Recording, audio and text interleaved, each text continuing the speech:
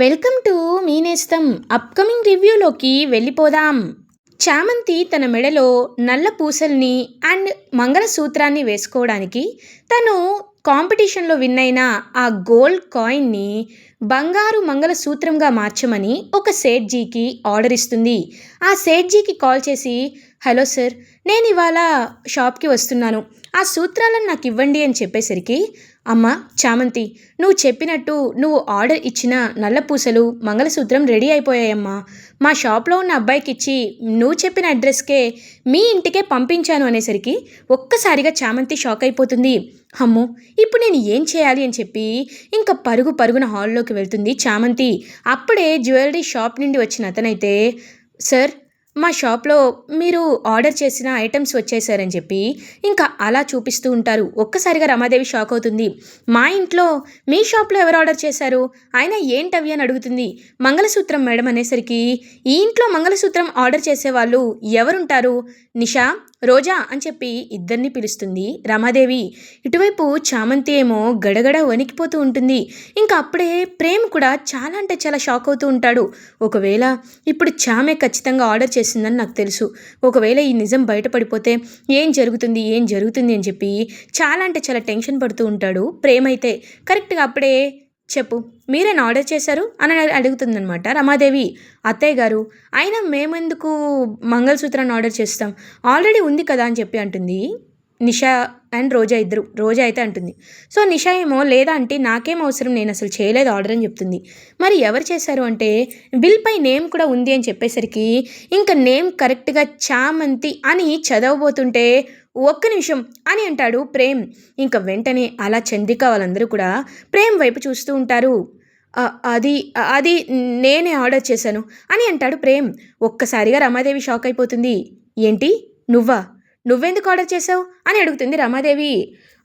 అంటే అమ్మా, ఈ శ్రావణ మాసం చాలా మంచిదంట కదా, ఎప్పుడైనా మనం అనుకున్నది చక్కగా జరగాలి అంటే ఏదో ఒక మొక్కు ఉంటుందంట కదా, అందుకే అమ్మవారికి నేను కోర్టు నుండి బయటికి వస్తే, కస్టడీ నుండి బయటికి వచ్చి నా తప్పేమీ లేదని ప్రూవ్ అయితే బంగారు మంగళసూత్రం ఇస్తానని చెప్పి మొక్కుకున్నాను, అందుకే ఇలా అని అంటాడు ప్రేమ్.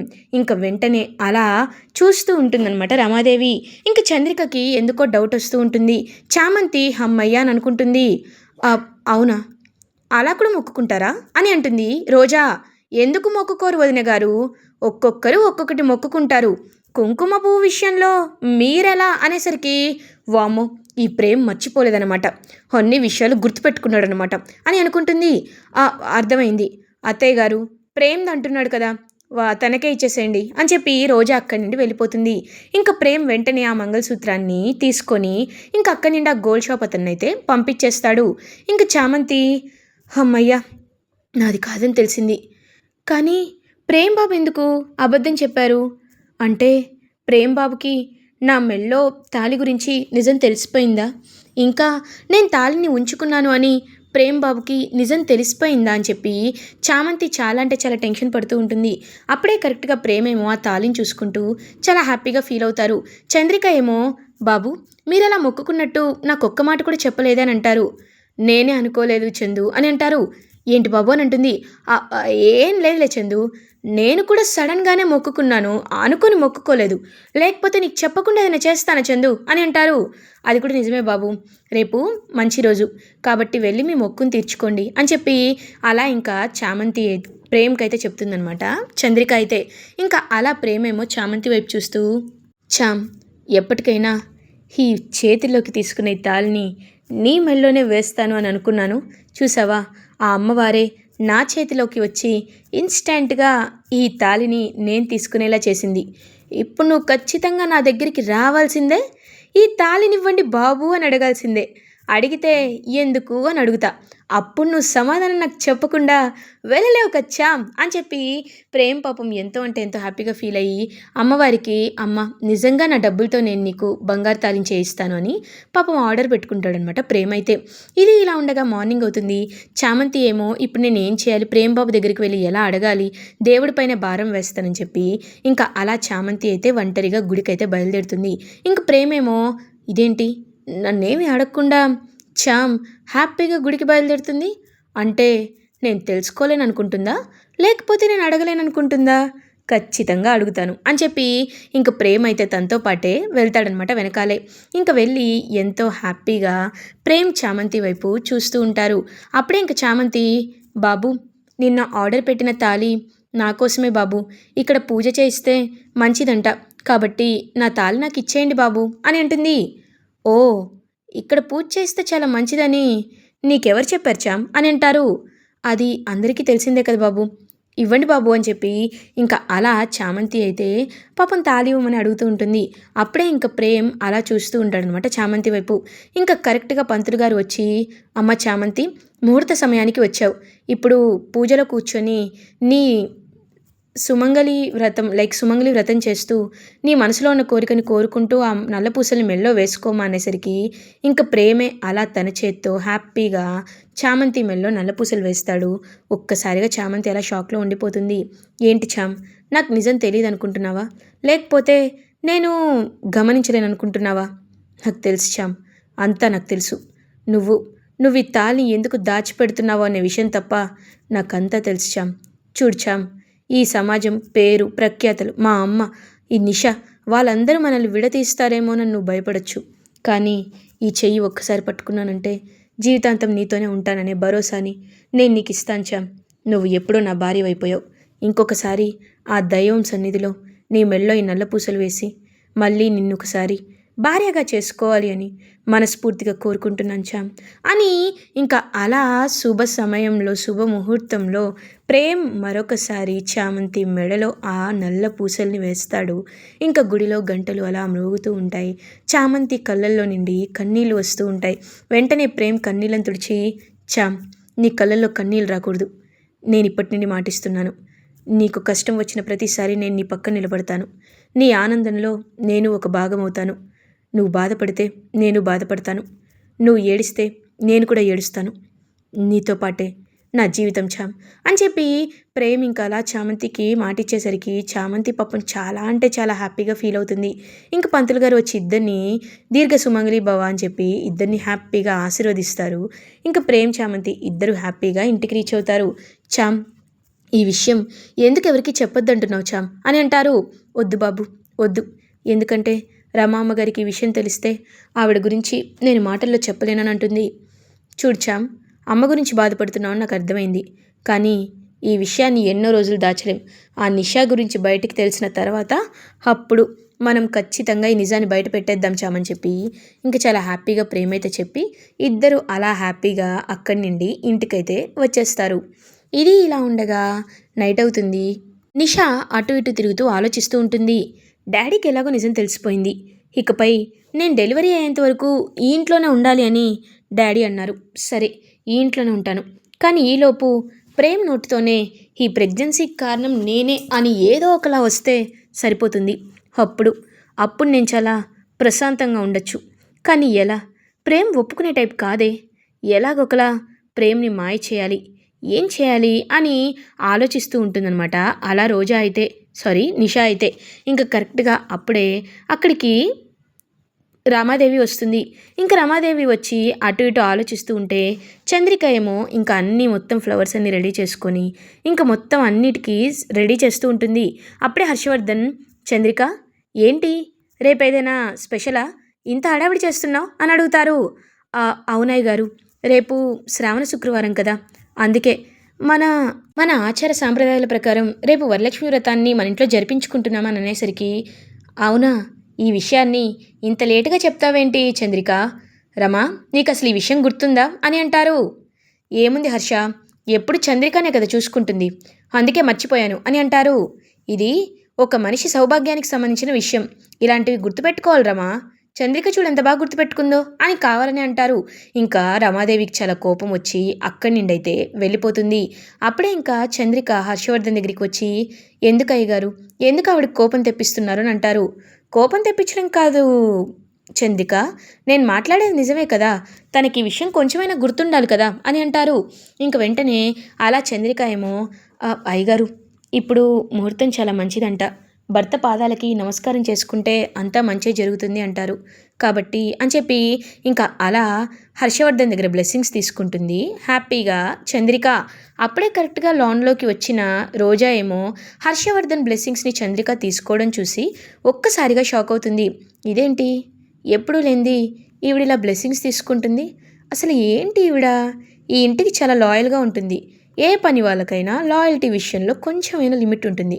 కానీ ఈవిడ మాత్రం లిమిట్లెస్గా ఈవిడ లాయల్టీని చూపిస్తూనే ఉంటుంది. ఒక్కొక్కసారి రమ కూడా ఈవిడికి చూసి వణికిపోతూ ఉంటుంది. అసలు ఈవిడ ఏమవుతుంది, ఈవిడ ఎవరు, ఈ విషయాల్ని నేను ఎలా తెలుసుకోవాలి అని చెప్పి ఆలోచిస్తూ ఉంటుందన్నమాట. రోజా అయితే ఇంకా ఆలోచించి నాకు ఏదో ఉపయోగపడుతుంది, ఎందుకంటే ఈవిడ ఖచ్చితంగా రమాని ఇంతలా కంట్రోల్ చేస్తుందంటే రమాకు సంబంధించిన సీక్రెట్ ఈవిడ దగ్గర ఏదో ఉంది, కాబట్టి ఈవిడ్ని కాస్త మంచి చేసుకోవాలి అని చెప్పి గట్టిగా ఫిక్స్ అవుతుంది రోజా అయితే. ఇంకా ఫిక్స్ అయ్యి మార్నింగ్ అవ్వగానే చంద్రిక కిచెన్లో వర్క్ చేసుకుంటూ ఉంటే చంద్రిక దగ్గరికి వెళ్తుంది. వెళ్ళి చంద్రిక, అన్ని పనులు అయిపోయాయా అని అడుగుతుంది. అయిపోవచ్చాయమ్మా అని అంటుంది. అవును చంద్రిక, మీ సొంత వాళ్ళు ఎవరు లేరని ఈ ఇంట్లో వాళ్ళని సొంత వాళ్ళ చూసుకుంటున్నావు కదా నువ్వు, ఇంతకీ నీ పుట్టినూరేంటి అని అడుగుతుంది రోజా. ఇంకా చంద్రికకి ఏం చెప్పాలో అర్థం కాదు, సైలెంట్గా ఉండిపోతుంది. ఏం చంద్రిక, నేనేమైనా తప్పుగా అడిగానా అని అంటుంది. అలాంటిదేమీ లేదమ్మా అని అంటుంది. మరి ఇంకేంటి చంద్రిక, చెప్పడానికి ఎందుకంత కంగారు పడుతున్నావు? నేనేమీ కొన్ని రహస్యాలు ఏదో దాచాల్సిన మన దేశానికి ముప్పు తెచ్చే రహస్యాలేమీ నిన్ను అడగటం లేదు కదా, నేను నిన్ను నార్మల్గానే అడుగుతున్నాను కదా. చెప్పు, మీ సొంతూరేది అని అడుగుతారు. అమ్మ చామంతి, నాకు కొంచెం పనుంది, నేను వస్తున్నాను అని చెప్పి తప్పించుకొని వెళ్ళిపోతుంది. ఏంటి, సొంత ఊరు పేరు అడుగుతుంటే ఈవిడింతలా గజగజలాడిపోతోంది, అసలు ఏం జరుగుతుంది ఇంట్లో? డౌట్ కన్ఫర్మ్ అయిపోయింది. ఈ చంద్రిక గతం ఏదో ఉంది, అది దాచిపెట్టి ఇంట్లో ఒక మాస్క్ వేసుకొని బ్రతుకుతుంది. ఖచ్చితంగా ఈ ఈ చంద్రిక గురించి అన్ని నిజాలు బయట పెట్టాల్సిందే, నిజాలు తెలుసుకోవాల్సిందే అని చెప్పి ఇంకా అలా అక్కడికి వెళ్తుంది, రమాదేవి దగ్గరికి వెళ్తుంది రోజా. వెళ్ళి అసలు చంద్రిక ఎవరత్తయ్య గారు, తన పుట్టినూరు ఏదని అడిగేసరికి ఇప్పుడు అవన్నీ ఎందుకు రోజా, ఒక పని మనిషిని పని మనిషిలాగే చూడాలి. ఇప్పుడు తన పుట్టిన ఊరు, తన జాతకం తెలుసుకొని నువ్వేం చేస్తావు రోజా అని మాట దాటేస్తుంది రమాదేవి కూడా. ఏంటి వీళ్ళిద్దరూ ఒకరి గురించి ఒకరు అడుగుతుంటే మాట దాటేస్తున్నారు, సంథింగ్ ఈజ్ ఫిషీ, ఏదో ఉంది, అదేంటో ఖచ్చితంగా తెలుసుకోవాలని చెప్పి ఇంకా చాలా గట్టిగా ఫిక్స్ అయ్యి అప్పటి నుండి చంద్రిక పైన పూర్తి ఫోకస్ పెడుతుంది రోజా. ఇది ఇలా ఉండగా చామంతి అయితే ఇంకా అలా వర్క్ చేసుకుంటూ ఉంటే ఇంకా అలా నిషా ఏమో చాలా దొంగతనంగా అటు ఇటు దొంగ కళ్ళతో చూస్తూ ఉంటుంది. చామంతి, ఏమైంది నిషాకి, ఎప్పుడు లేనిది ఇలా ఉంది అని చెప్పి నిషాన్ చూస్తూ ఉంటే అప్పుడే కరెక్ట్గా నిషా ఏమో కారులో ప్లేస్కి అయితే బయలుదేరుతుంది. ఈ నిషాన్ చూస్తుంటే ఏదో ఎక్కడికో వెళ్తుంది, అది ఎక్కడికో ఖచ్చితంగా తెలుసుకోవాలని చెప్పి ఇంకా వెంటనే అలా చామంతి అండ్ ప్రేమ్ కూడా ఇద్దరు ఫాలో అవుతారు. ఫాలో అయ్యి వెళ్ళేసరికి ఇంకా అలా నిషా వెళ్ళి చక్కగా గుణానైతే కలుస్తుంది. ఇంకా గుణాన్ని చూస్తూ ఉంటారనమాట వీళ్ళైతే. ఇదేంటి మళ్ళీ గుణాన్ని కలుస్తుంది, ఏమో బాబు ఏం ప్లాన్ చేయడానికి మళ్ళీ ఇద్దరు కలుస్తున్నారు అని చెప్పి ఇంకేం మాట్లాడుకుంటున్నారా అని వింటారనమాట చామంతి అండ్ ప్రేమ్. అప్పుడే కరెక్ట్గా ఇంకా అలా గుణ ఏమో నువ్వు సేవ్ అయ్యావు కదా అని అంటారు. వెంటనే గుణ చెంప పగల కొడుతుంది. నిషా, ఛీ, నీ వల్లే, మొత్తం నీ వల్లే అని అంటుంది. చూడు, ఆ రోజేదో తెలియక జరిగిపోయింది, నువ్వు ప్రెగ్నెంట్ అయ్యావు, సరే ఇప్పుడు ఎలాగో డెలివరీ తర్వాత మీ నాన్నకు కూడా తెలిసిపోయింది కాబట్టి ఎలాగో సాక్ష్యం మొత్తం నీ వైపే ఉంది, కేసు అంతా నీ వైపే తిప్పేశాడు. ఆయనకి డిఎన్ఏ రిపోర్ట్స్ని మ్యానిపులేట్ చేయడం పెద్ద కష్టమేం కాదు. ఇంకేం చెప్పు, ఇంకేంటి ప్రాబ్లం, నన్ను ఎందుకు పిలిపించావు అని అంటారు. ఆ ప్రేమ్ని చామంతిని చూస్తుంటే ఎక్కడ ప్రేమ్ చామంతి పెళ్లి చేసుకొని ఇంటికి వస్తారోనని నాకు చాలా అంటే చాలా టెన్షన్గా ఉంది. కాబట్టి చామంతి నువ్వు ఎలా అయినా దూరం చేసేయాలరా, ఎలా అయినా తన్ని ఇంట్లో లేకుండా చేసేయాలి. అది చెప్పడానికే వచ్చాను.